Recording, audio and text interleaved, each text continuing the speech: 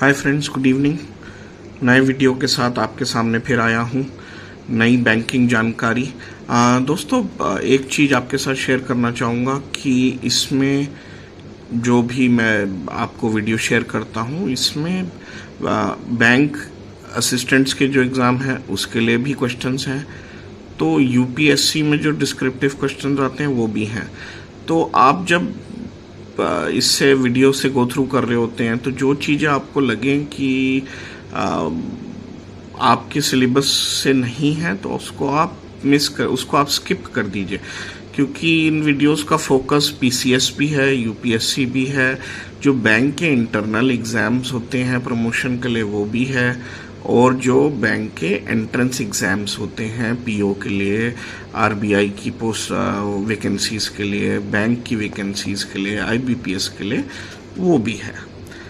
तो स्टार्ट करते हैं। एक बार फिर रिक्वेस्ट करूंगा, चैनल को सब्सक्राइब कीजिए, वीडियो को लाइक कीजिए, ज़्यादा से ज़्यादा शेयर कीजिए, क्योंकि सब्सक्रिप्शन नहीं बढ़ रहा तो वीडियो बनाने का मोटिवेशन नहीं मिल रहा। Important updates: Following the conflict in Ukraine and the associated surge in inflation, a number of emerging market economy central banks supplemented their policy rate hikes with increase in CRR, यानी cash reserve ratio.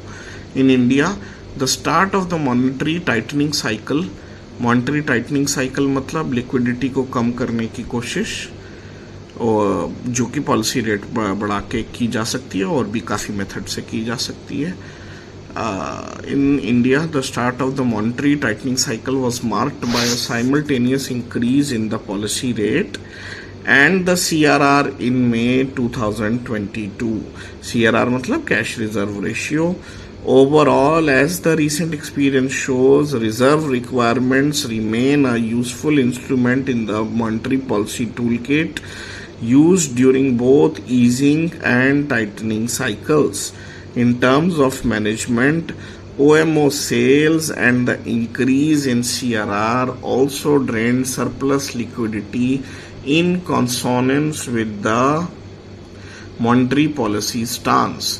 अब ये जो मैंने लाइनें आपके लिए पढ़ी, ये जो लाइनें आपके लिए यहाँ लिखी गई हैं, इसके आपको जो इसमें की पॉइंट्स आपको उठाने हैं, आपसे क्वेश्चन आ सकता है कि आरबीआई ने अपने कौन कौन से टूल्स के द्वारा मॉनेटरी टाइटनिंग करी, उसमें कौन कौन से टूल्स का यूज हुआ, और नीचे आपको ऑप्शंस दिए गए होंगे। तो राइट आंसर है पॉलिसी रेट इंक्रीज किया, इसको मैंने रेड कर दिया है, सीआरआर को इंक्रीज किया, और ओपन मार्केट ऑपरेशन में सेल्स करी। ओपन मार्केट ऑपरेशन यानी गवर्नमेंट सिक्योरिटी जब आरबीआई सेल करता है तो बैंक्स उसको खरीदते हैं, तो बैंकों के पास जो सरप्लस लिक्विडिटी है और लिक्विडिटी होती है वो आरबीआई के पास जमा हो जाती है। तो ये तीनों चीजों ने क्या किया, मॉनेटरी टाइटनिंग करी आरबीआई ने। तो ये 3 टूल्स का इस्तेमाल किया गया 2022 में। बहुत इंपॉर्टेंट क्वेश्चन है, आने के 100% चांसेस हैं। दोस्तों, एक टर्म हम रिपोर्ट्स में पढ़ते हैं, कैलिब्रेटेड एक्शन। इसका मतलब समझ लेंगे। जैसे लिखा होता है कि central bank of the country adopted a calibrated action. Calibrated action होता है बैलेंसिंग अप्रोच। पहले जो अप्रोच किसी और डायरेक्शन में थी उसको वापस बैलेंस किया गया, तो कैलिब्रेटेड एक्शन का मतलब होता है बैलेंसिंग अप्रोच। तो अभी जैसे पॉलिसी रेपो रेट बहुत कम था, उसको आरबीआई ने बढ़ाया, और कैलिब्रेटेड एक्शन इसको कहेंगे। ठीक है। नेक्स्ट है, with the release of CPI inflation for September 2022 at 7.4%, average inflation exceeded 6%। अब ये जो लाइनें आपके लिए यहाँ हैं सामने, इसमें से जो आपको मेन पॉइंट उठाने हैं वो ये है कि हमारी upper threshold limit as per the medium term framework of the monetary policy of RBI, वो अपर थ्रेशोल्ड आपको पता होनी चाहिए। एक बहुत इंपॉर्टेंट ऑब्जेक्टिव क्वेश्चन इस पे बनता है, तो आंसर है 4+2 यानी 6%। अब मॉनेटरी पॉलिसी की जो इनकी लेजिस्लेशन है, जो सेंट्रल गवर्नमेंट और रिजर्व बैंक ऑफ इंडिया के बीच में मॉनेटरी पॉलिसी का जो कॉन्ट्रैक्ट या लेजिस्लेशन यानी लॉ जो लीगल बाइंडिंग है, वो ये कहती है कि अगर 6% जो अपर थ्रेशोल्ड लिमिट है उससे इन्फ्लेशन कंजिक्यूटिव, ये आपसे मस्ट क्वेश्चन है कि कंजिक्यूटिव 3 क्वार्टर्स अगर एक्सीड रही इन्फ्लेशन, तो उस केस में सेक्शन 45ZN आरबीआई एक्ट का कहता है कि आरबीआई को एक स्पेशल मीटिंग बुलानी पड़ेगी और जो एक रिपोर्ट सबमिट करनी पड़ेगी सेंट्रल गवर्नमेंट को। उस रिपोर्ट में क्या होगा? Reasons behind the target failed, why target was failed, till what time the target can be achieved. तो ये अब हुआ है, जो 3 कंसेक्यूटिव क्वार्टर्स थे उनमें ये टारगेट 6%, इन्फ्लेशन जो रही वो 6% से ज़्यादा रही। तो आरबीआई ने मीटिंग बुलाई, एमपीसी यानी मॉनेटरी पॉलिसी कमेटी ने मीटिंग बुलाई नवंबर 3, 2022 को।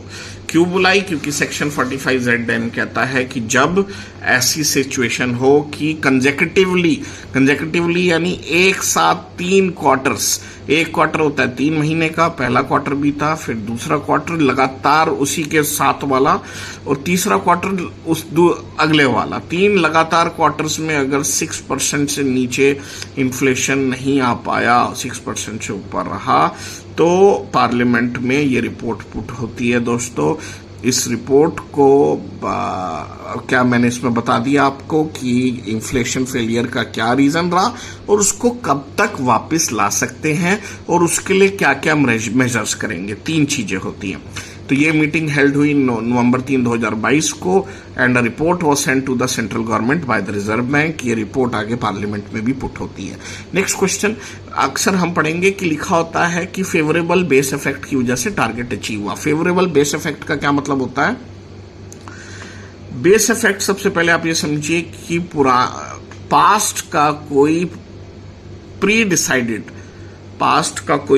डिसाइडेड टाइम को बेस टाइम लिया जाता है। जैसे इन्फ्लेशन की बात करें तो उसमें जो इन्फ्लेशन इंडेक्स बनाते हुए जो बेस ईयर लिया जाता है वो है 2012। तो ऐसे ही हर जो भी चीज कैलकुलेट करने के लिए बेस इफेक्ट चाहिए होता है, कोई बेस चाहिए होता है, तो वो बेस कोई पास्ट टाइम पीरियड लिया जाता है। The past point of comparison that is the base. जब वो बेस आपके फेवर में होती है, कभी कभी ऐसा होता है कि वो बेस आपके फेवर में हो जाती है, तो आपको ना चाहते हुए का मतलब है कि वैसे तो वो डिजायरेबल रिजल्ट नहीं मिलना था, पर सिर्फ फेवरेबल बेस इफेक्ट की वजह से वो डिजायरेबल रिजल्ट मिल गया। तो next question, overnight index swap. An overnight index swap is an interest rate derivative. Derivative किसे कहते हैं? डेरिवेटिव एक ऐसे इंस्ट्रूमेंट को कहते हैं जो अपनी वैल्यू एक अंडरलाइंग कॉन्ट्रैक्ट से डिराइव करता है। तो ओवरनाइट इंडेक्स स्वैप क्या होता है? It is an interest rate derivative contract in which 2 entities agreed to exchange a fixed interest rate payment vis-a-vis a floating interest rate payment। तो ये एक्सचेंज होता है फिक्स्ड इंटरेस्ट रेट इंस्ट्रूमेंट का और floating interest rate instrument का, computed over a notional principal amount during the tenure of the contract. जो floating rate है is usually the overnight interbank rate, जिसको कॉल मनी रेट भी कहते हैं, और जो दूसरा रेट है वो है MIBOR, Mumbai interbank offered rate. Next है ये न्यूज़पेपर में आया था दोस्तों, 2 black swan events. Black swan event किसे कहते हैं? An event that was never predicted, जिसकी कभी आपने कल्पना नहीं करी थी, ऐसा इवेंट हो गया। तो इस लिखा था कि 2 black swan events, the corona pandemic and the war in Ukraine, एक साथ आने की वजह से पहले कोविड बीता, फिर ये वॉर शुरू हुआ, जो इन्फ्लेशन है वो through out globe, through out the world, सभी कंट्रीज में 2022 में हाई रहा और टारगेट से एसेंचुएटेड रहा। तो ये 2 ब्लैक स्वैन इवेंट्स हैं इस 2022 के। 7th क्वेश्चन है, although the SDF window is applicable on overnight deposits, statutory standing deposit facility SDF का फुल फॉर्म, ये वो मॉनेटरी टूल किट में वो इंस्ट्रूमेंट है जिसमें बैंक्स अपना सरप्लस मनी ओवरनाइट के लिए सरप्लस मनी रिजर्व बैंक में जमा कर देते हैं, इसके लिए कोई कोलेटरल नहीं देना पड़ता। तो यहाँ ये पॉइंट बता रहा है कि हालांकि SDF को अभी ओवरनाइट पर्पसेस के लिए ही यूज किया जा रहा है, लेकिन reserve bank retains the flexibility to absorb, यानी कि SDF का इस्तेमाल RBI लॉन्गर ड्यूरेशन के लिए भी सरप्लस मनी को अब्जॉर्ब करने के लिए यूज कर सकता है। नेक्स्ट क्वेश्चन भी SDF पे है, एक्सेस टू द SDF यानी standing deposit facility like the MSF standing facility is at the discretion of banks, यानी कि जो मॉनेटरी टूल किट में ये 2 इंस्ट्रूमेंट्स हैं SDF और MSF, ये बैंक्स अपनी मर्जी से यूज कर सकते हैं। SDF का यूज पैसा जब जमा करना होता है सरप्लस, MSF का यूज जब बैंकों को इमरजेंसी पैसा चाहिए होता है RBI से। तो ये दोनों टूल्स बैंक्स अपनी मर्जी से इस्तेमाल कर सकते हैं, लेकिन repo instrument, reverse repo instrument, open market operation और CRR, ये RBI ही अपने डिस्क्रिशन पे यूज कर सकता है। तो क्वेश्चन आ सकता है कि ऐसे कौन से 2 मॉनेटरी इंस्ट्रूमेंट्स हैं जिसको बैंक्स अपनी स्वेच्छा से इस्तेमाल कर सकते हैं? तो आंसर है SDF और MSF। नेक्स्ट है, by removing the collateral constraint, जैसा कि मैंने बताया SDF में स्टैंडिंग डिपॉजिट फैसिलिटी में कोई भी बैंकों को कोलेटरल जमा नहीं करना पड़ता RBI के पास। The SDF has strengthened the operating framework of monetary policy. Moreover, it is also a financial stability tool in addition to its role in liquidity management. यानी कि लिक्विडिटी तो मैनेज करता ही है, तो फाइनेंशियल कंडीशंस को stable भी रखता है। नेक्स्ट है वेरियस वोट्स इन MPC। दोस्तों, मॉनेटरी पॉलिसी कमेटी में 6 मेंबर की ये कमेटी है, तो इसमें वोट पड़ते हैं। जब भी ये कमेटी होती है, उस वोटिंग के बेसिस पे डिसाइड किया जाता है कि पॉलिसी रेट यानी रेपो रेट को बढ़ाया जाएगा, घटाया जाएगा या सेम रखा जाएगा। तो जो वोटिंग है वो वोट्स का नाम प्री डिसाइडेड होता है। वो वोट्स आपसे पूछे जा सकते हैं, क्या हैं? तो पहला वोट है, उसको कहते हैं एकोमोडेटिव स्टांस।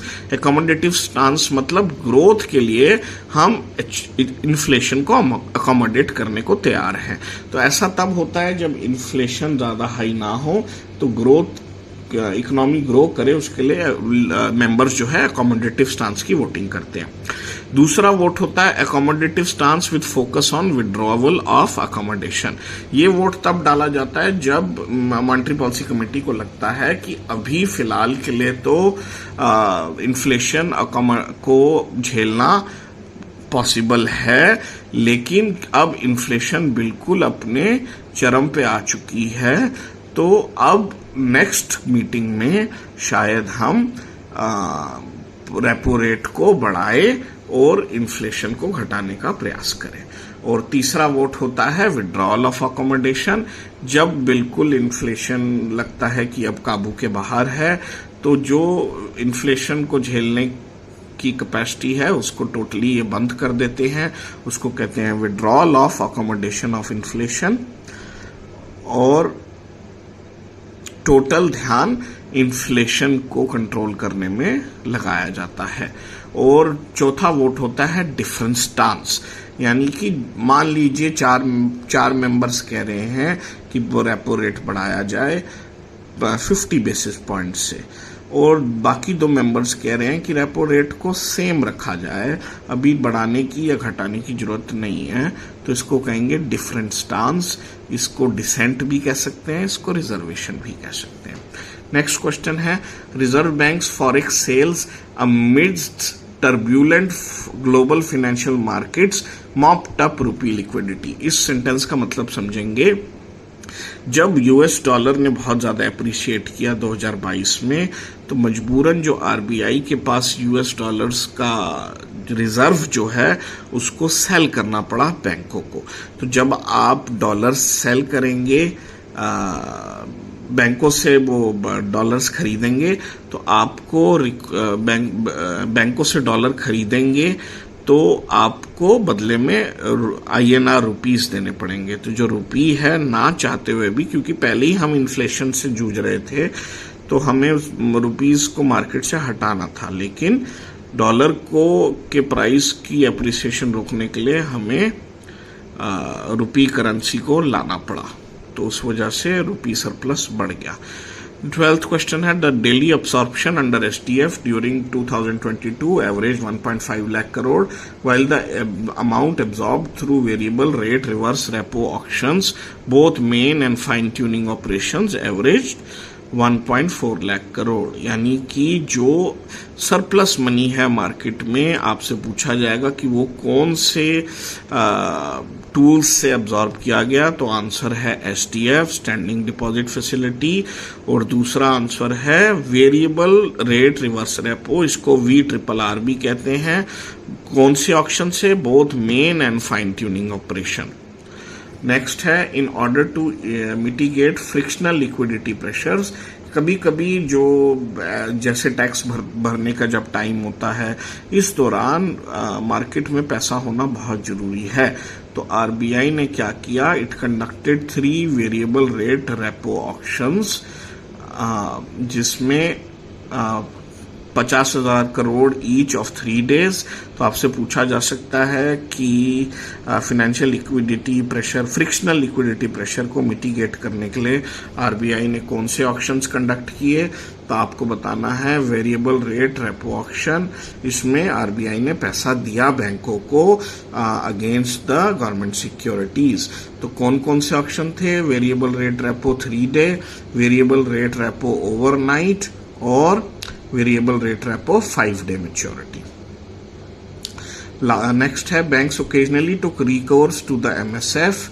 तो जो स्टैंडिंग फैसिलिटी वो है इंस्ट्रूमेंट, उसका बैंकों ने ज्यादा इस्तेमाल नहीं किया। रेपो से ही जो 14 day वेरिएबल रेट रेपो है, उसी से ही इन्होंने अपनी लिक्विडिटी को मैनेज किया। नेक्स्ट क्वेश्चन है, ये दोस्तों ये बहुत इंपॉर्टेंट क्वेश्चन है कि एक मॉनेटरी इंस्ट्रूमेंट है आरबीआई का एसएलएफ, इसको कहते हैं स्टैंडिंग लिक्विडिटी फैसिलिटी। ये केवल और केवल प्राइमरी डीलर्स के लिए होता है। तो प्राइमरी डीलर्स को 5,000 करोड़ रुपए की आवश्यकता थी, तो आरबीआई ने एसएलएफ इंस्ट्रूमेंट से ये पैसा प्राइमरी डीलर्स को दिया। ये पैसा वापस देना होता है एक एग्रीड डेट पे। The facility is given by RBI only for primary dealers, और इस जो रेट ऑफ इंटरेस्ट चार्ज करती है आरबीआई, वो करती है रेपो रेट। दोस्तों, बाकी के क्वेश्चंस नेक्स्ट वीडियो में डिस्कस करेंगे। ये वीडियो बहुत बड़ा हो रहा है। चैनल को सब्सक्राइब कीजिए, वीडियो को लाइक कीजिए, ज़्यादा से ज़्यादा शेयर कीजिए, कमेंट कीजिए।